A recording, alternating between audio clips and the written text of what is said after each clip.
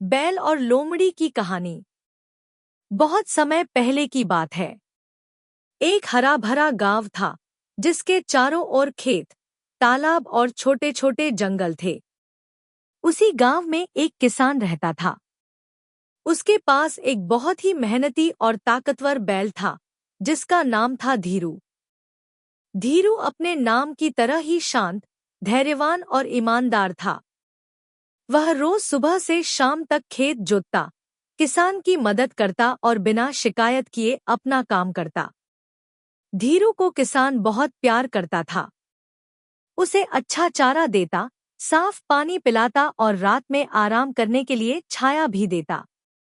धीरू को अपने काम पर गर्व था।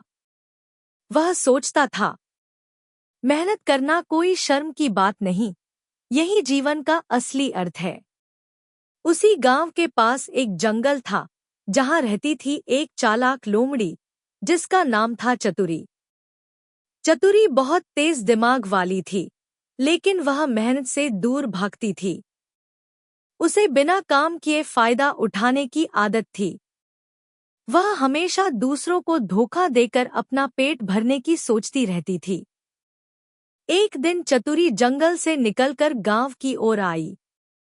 उसने देखा कि धीरू बैल खेत में हल खींच रहा है। धूप तेज थी, पसीना बह रहा था, लेकिन धीरू शांत मन से काम कर रहा था।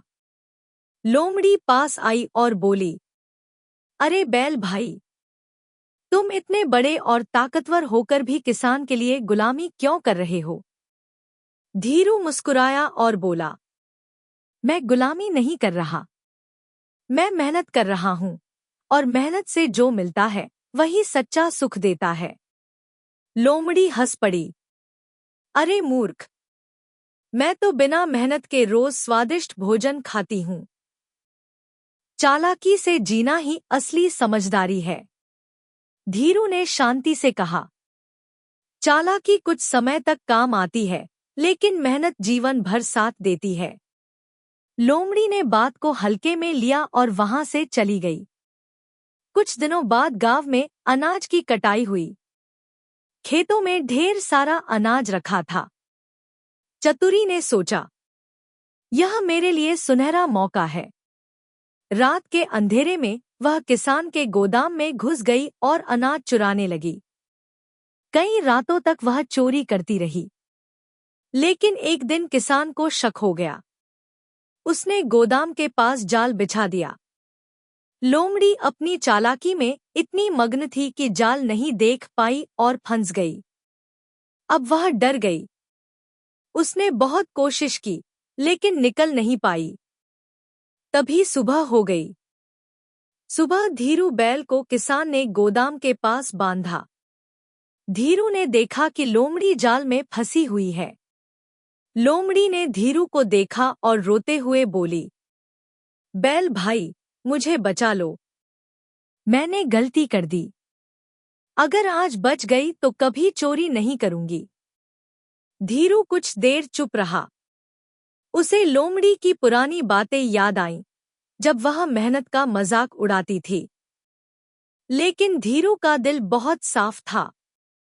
उसने कहा, गलती इंसान से होती है, लेकिन उसे सुधारने का मौका मिलना चाहिए। धीरू ने किसान का ध्यान दूसरी ओर खींचा। किसान खेत की ओर चला गया।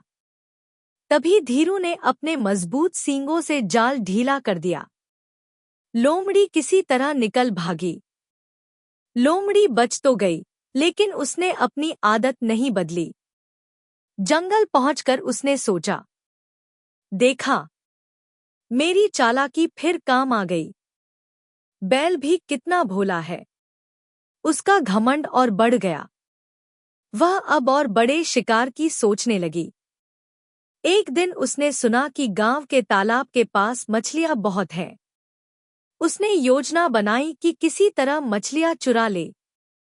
लोमड़ी तालाब के पास पहुंची, लेकिन वहां गांव के बच्चे खेल रहे थे।